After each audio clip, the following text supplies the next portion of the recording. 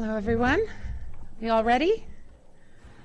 I'm super excited to introduce Siegfried Keifer to you all.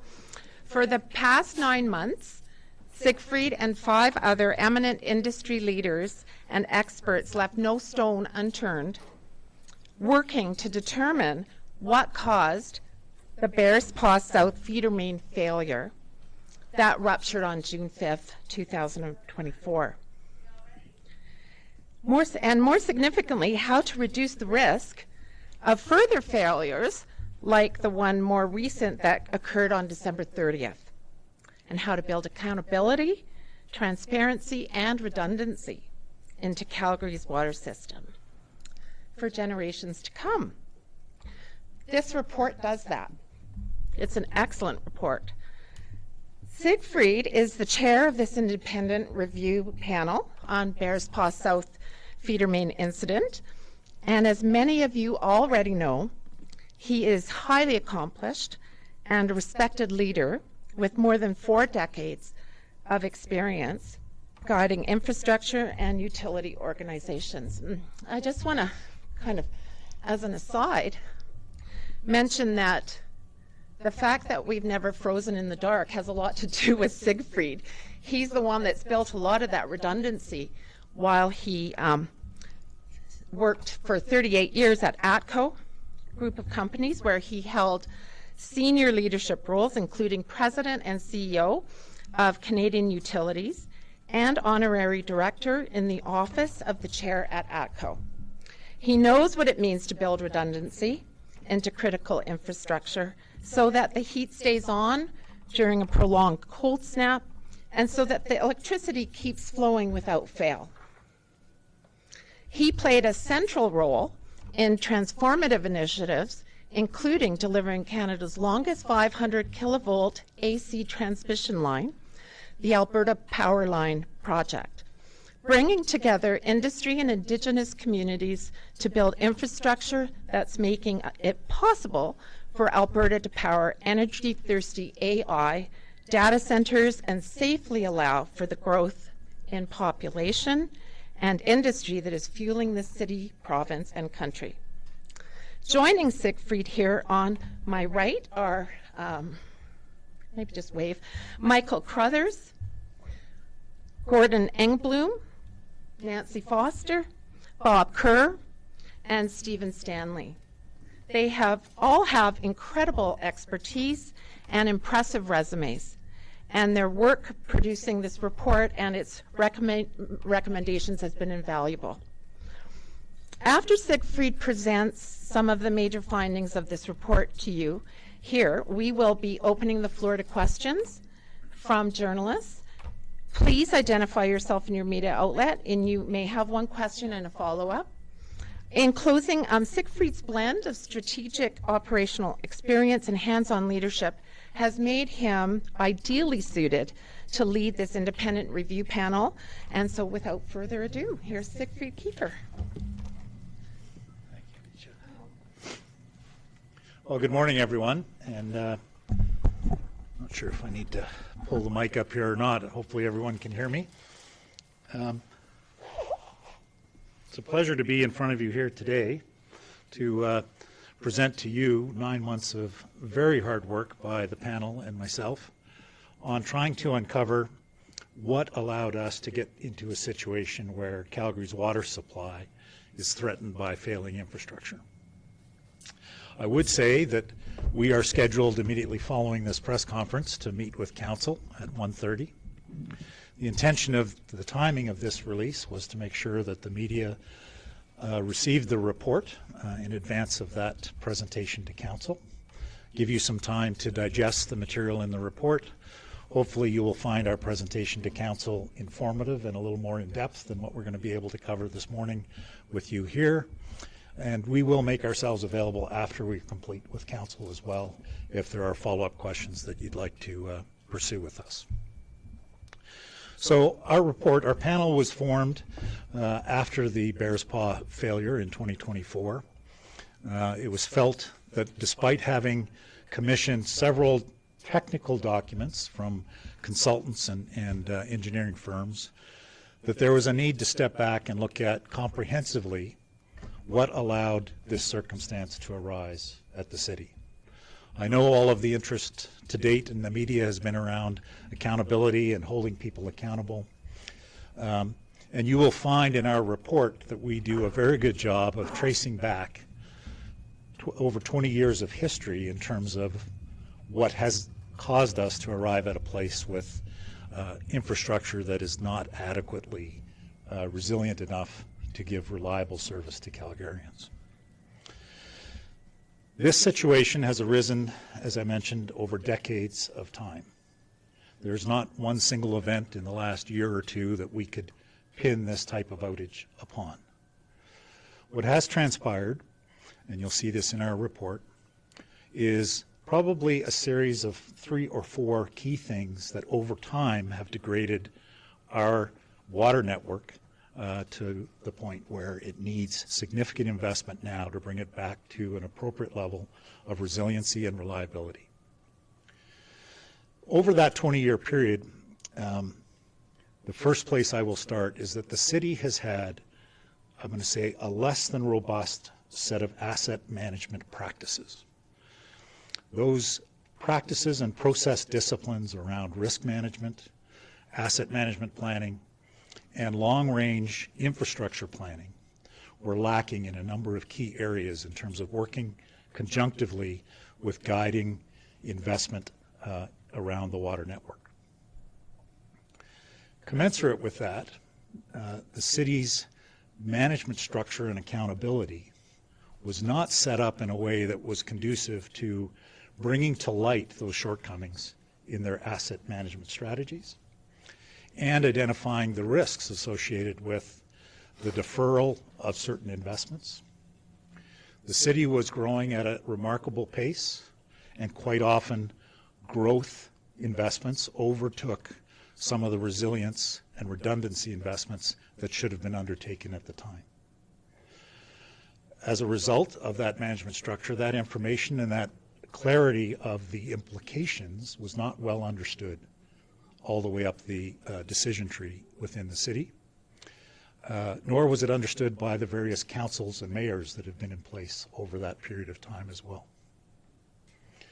So the second part of our recommendations include establishing appropriate management structure and accountability around the water utility functions. As well, there is a need in these complex, long life, long lead time infrastructure businesses to really have technically qualified, in-depth experience and expertise applied at a governance level so that management is challenged in their decision-making process to always look after both the immediate as well as the long-term needs associated with this infrastructure. And so we are recommending, in conjunction with process discipline improvements, a management structure that it will hold the management team accountable and give them the authority to make the appropriate decisions. We are recommending an oversight board to oversee the operations of the management team and make informed advice to council for their decisions relative to water investments over time. That is the gist of our report. It, we think, puts in place what is normal practice at most utility operations that deal with these complex long-term investment decisions. And by bringing the city into that norm of having extremely good asset management practices and a management team that's dedicated to operating the utility and held accountable for the service outcomes of their decisions, and a technically competent oversight board that can challenge those decisions and make sure they're being made with the best long-term interests of Calgarians at heart, that we will be able to transform the current situation of having underfunded our reliability in this network of water infrastructure to becoming a leading class, reliable water utility that can serve Calgarians for decades to come. that is the gist of our report, and with that, I think happy to turn it over to any specific questions you might have. Thank you. When you say management structure, can you be a little bit more specific? How was the structure to on the right hand? Yeah. So as an example, today, we do not have a general manager of the water utility. There's a functional organization structure in place today that would see engineering headed up by a general manager. It would see operations headed up by a general manager. We believe that the appropriate structure is to have a chief operating officer of the utility. This is a major utility. It's one of the largest in Canada. $3 billion in assets, $1 billion a year in revenue. This is not an inconsequential operation. And so it needs to have a dedicated management team focused solely on operating the water utility and making the right investment decisions for it. And is that how they have a structure in those cities? Yes, most cities would have a head of their water utility. Yeah, Kevin Krause, Blackwater, Calgary. I mean, hindsight is always 20/20, but is it your belief that had these measures been in place, the risk management, the governance oversight, that the Bearspaw Feedermain disruptions that we've had over the past 18 months, do you believe that they would have been eliminated? I believe you would have averted having this situation of water curtailment. There were several opportunities over the last couple of decades to build in resiliency and redundancy associated with that Bearspaw Feedermain. Some of those projects were deferred, and I'll just take an example, two of them that you've heard about recently, the North Feedermain Enhancement Project and the South Feedermain Enhancement Project. Both of those could have been actioned much sooner than we are dealing with now. And had they been, you would have been able to divert the flows around this rupture and not interrupt service to Calgarians. One of the recommendations is, of course, as you mentioned, to create a different management structure, but in the report it says ultimately you believe that the water utility should be a wholly owned subsidiary, similar to the way the city has NMAX. Do you think that's ultimately the best route to go instead of just a department of the city of Calgary? It's a very good question, and you raise a very good point in the report. We believe that moving to a formal corporate structure wholly owned by the city entrenches those disciplines of a board with fiduciary duty to operate the utility in a responsible manner, looking after the long-term interests of the customers and the investors. It entrenches that management accountability because they report to a board and have to respond to the input from the board. We believe that it's important at the moment to focus on the emergency at hand, to stand up the utility within the city currently, because that's the least disruptive, get it stabilized, and then look to a corporate structure to permanently entrench those disciplines going forward. And so in the report, you'll see a timeline that sees us recommending that kind of in the first year, we do all of the work in terms of setting up the department and the oversight board, and that somewhere in that 36-month time frame, the consideration around moving to a wholly owned municipal corporation would be undertaken. Just following up on what you just said there on those timelines, when you say standing up and stabilizing the system, would that be when this pipe is repaired, or would that be once the replacement pipe is fixed? It's determined that this pipe is not going to be stabilized. Yeah, no, we would agree with the remarks made to date. The current Bearspaw Feedermain is in a state of disrepair. And no matter how much patching we do to it, it will continue to be unreliable. And as such, the steel feeder main replacement or concurrent pipeline to be run and built is the ultimate solution to that instability that the Bearspaw feeder main causes us. And you'll see in our report that we've made recommendations to accelerate the install of that piece of infrastructure as quickly as we possibly can. This is an emergency situation. Calgarians, we all don't need to go to sleep at night thinking, well, maybe tomorrow I won't be able to have my shower because the pipe has failed again. And you mentioned over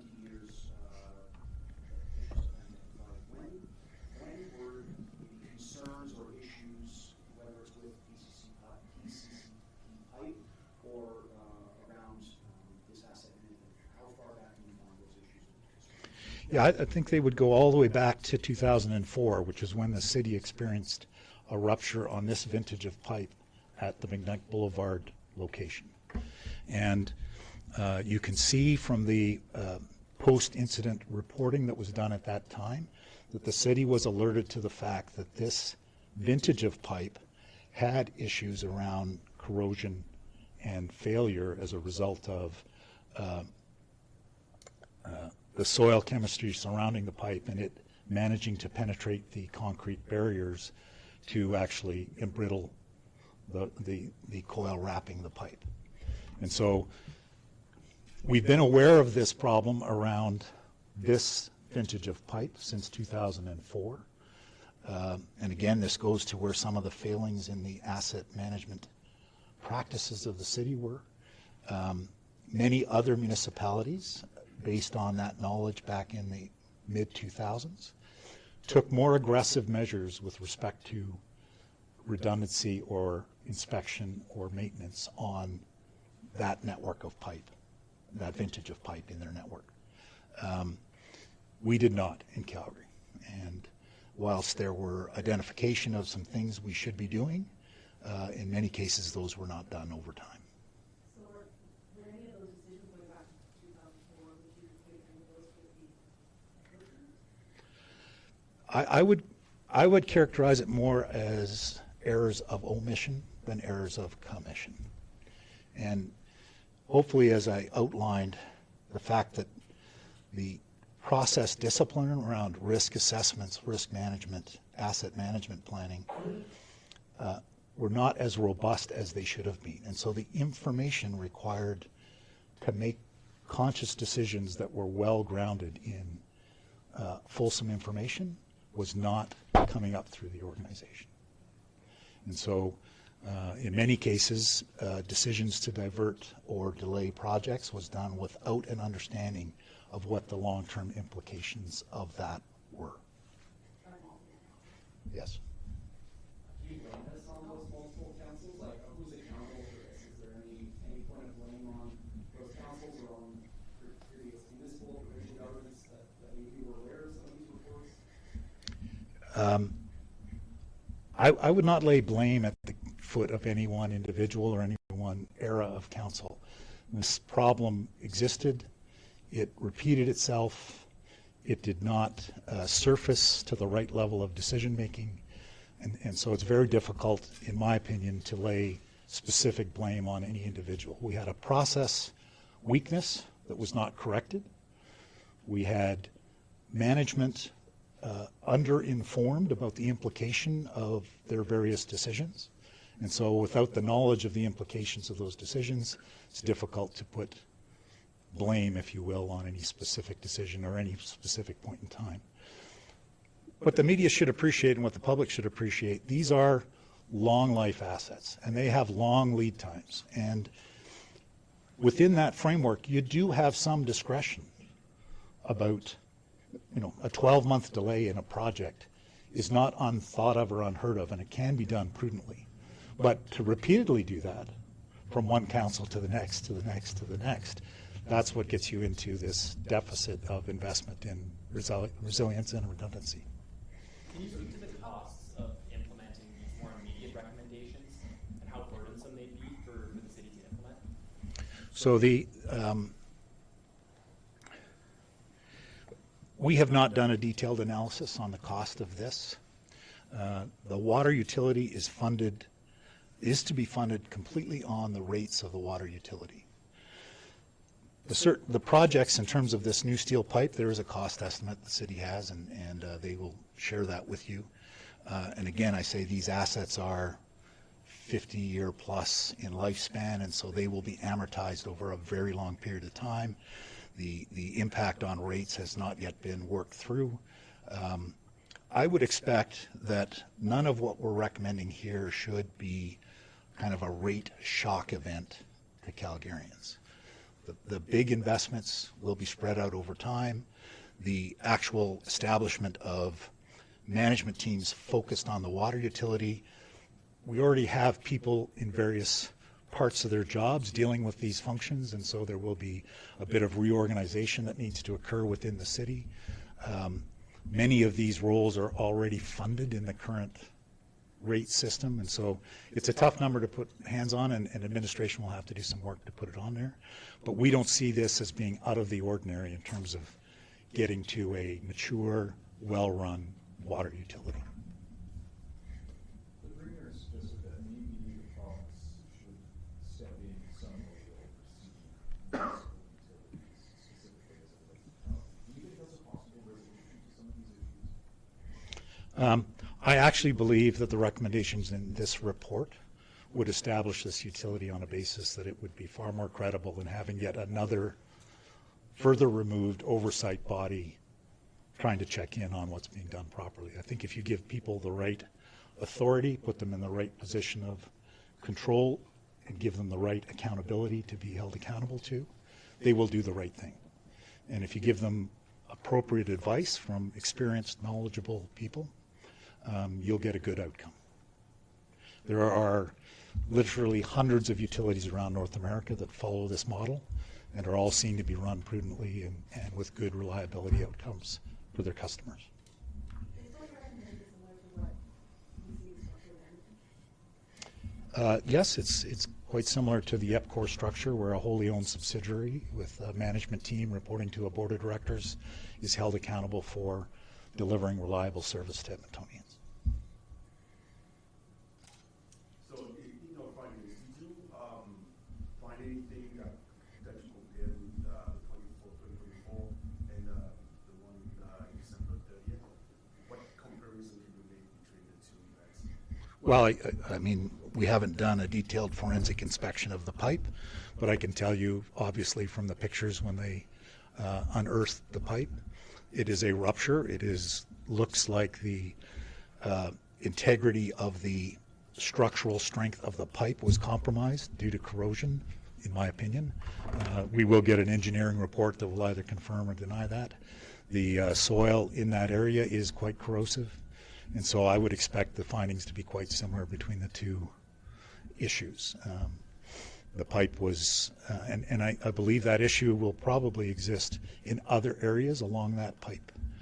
And that's why this replacement pipe is an important, it's really the only solution to give you assurance that there will be reliable service on the Bearspaw Feedermain. Is it fair to say that the issue is not really on the pipe itself and the way it's built and the long life or not, but it's based on something else maybe?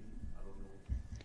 Well, I think the Associated Engineering Report did a good job of identifying how the penetration to the metal parts of the pipe by corrosive sulfides embrittled the metal and compromised the structural integrity of the pipe. And when you're running high pressure through a pipe such as that, any weak spot will ultimately fail. That segment of pipe, that 6 kilometers of pipe that we are looking to put a duplicate steel line in to replace, is experiencing wire breaks at a rate of roughly 6 times the norm for that type of pipe. And so that in and of itself, and that's in the report, will tell you that something, that pipe all the way along it is experiencing corrosion from the soil chemistry around it, and we need to do something about it. When you're considering the management and oversight and the governance of the water utility, is it your view that the recent restructuring, the organizational realignment of the City of Calgary further muddied the waters, putting water services under operational services and utilities delivery under infrastructure? Is that a problem? I think trying to operate a essential service utility that requires risk-based decision-making in real time is not conducive to a matrixed organization. So there's no doubt Calgary is a bit of an anomaly trying to run its utility in that fashion. It certainly didn't help matters in terms of accountability and authority, but I don't think we had the model 100% correct even under the previous org structure. And so what you'll see in our recommendation goes beyond what we had in any previous regime in terms of authority and accountability, and it actually is calling for a chief operating officer of the utility, someone with the expertise to operate something this large and complex, and giving them all of the tools at their disposal to be held accountable for the outcomes. It is truly, I believe, the appropriate way to operate any kind of critical infrastructure. You need a team that's well informed, has the right authority to act, and is held accountable for their actions.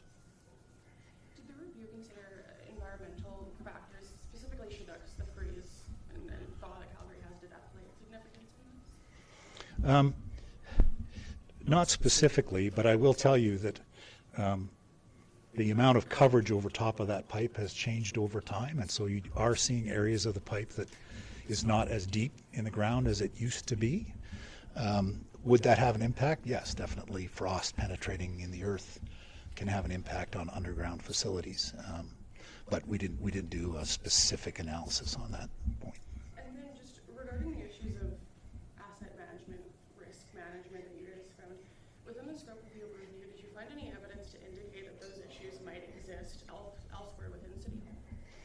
We didn't really have a remit to check on other assets, and so we haven't extended our purview. This was a significant amount of work. I think you'll realize in the report that we spent a great deal of time pouring through city records, reports, interviewing city staff, consulting with other experts in the area and field. We even consulted with other city utilities. And so in a 9-month period, this was sufficient scope without trying to tackle the rest of what the city deals with, bridges and roadways and parks and rec centers. I do think there's probably some lessons to be learned that administration will likely import to their other practices, and so much of what we're recommending around asset management and asset planning could apply itself to other long-term infrastructure like roads and bridges and the like, but we did not specifically look at that.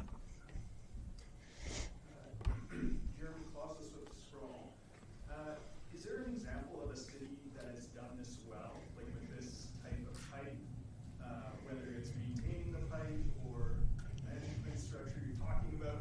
Is there kind of an ideal or a gold standard that you came across at all? I'm not certain that there is a single utility that I would point to and say they've got everything right. But I do think we have looked at different cities that have portions of this working really well, and that's what we've tried to pull together here, is let's take the best of the best and look at it comprehensively and apply that to the city of Calgary in our recommendations. There are, obviously different levels of reporting coming out of other utilities. We did take a look at EPCOR's level of reporting to council, City of Toronto, Halifax. So we have done our homework around other municipalities, but I wouldn't say I yet have the gold star utility out there right now. Hopefully we can put that gold star on Calgary in a few years. I think Calgarians are underserved by the infrastructure investment we've made around our water utility at the moment. There's a catch-up that we need to do. It will take a concerted effort over the next 2 to 3 years to get this resiliency back entrenched as a way of thinking in the utility. And but once we have it, and you have that critical, essential service mindset operating and entrenched in the management team, I think Calgarians will hopefully never hear about water restrictions for a long time to come. For now, what would you say to Calgarians would be justified to be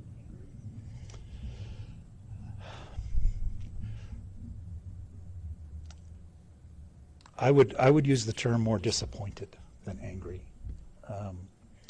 Clearly, had we perhaps recognized this problem sooner, we could have averted some of the negative implications that have arisen. But we are where we are. We have a piece of critical infrastructure that is failing us, and we need to move as quickly as we can to repair it and fix the organization so that it doesn't let itself fall into that state of disrepair again. So what I'm hearing, redundancy is what you have right Yeah, and look, it's not as though you can afford to build 2 of everything just to be sure a failure never impacts you. This has to be done wisely with a concerted effort around redundancy, resiliency. And as I mentioned before, just having different offtake mechanisms from the Bearspaw water treatment plant, which has always been a part of the plan. It just never got executed in a timely fashion. And so that's the way you build a system that is cost effective, because again, the intention here is to have safe, reliable, and affordable water service for Calgarians. I'm just curious, in your recommendation, are you foreseeing like in future, we talked about data centers, we know they need water a lot. How does that fit into the recommendation that you guys have? Well, I think any kind of economic development relies on a safe, secure, reliable supply of water, and so it's not just data centers. Clearly Calgary is a big city and growing. We live on 2 relatively small rivers, the Bow and the Elbow. Water considerations will be an important factor for water-intensive industries when they locate anywhere in the province, and so access to sufficient water supply should be a consideration for any new business locating itself anywhere in the world, really. Well, great. We hope to see you all at 1:30 at council. Thank you.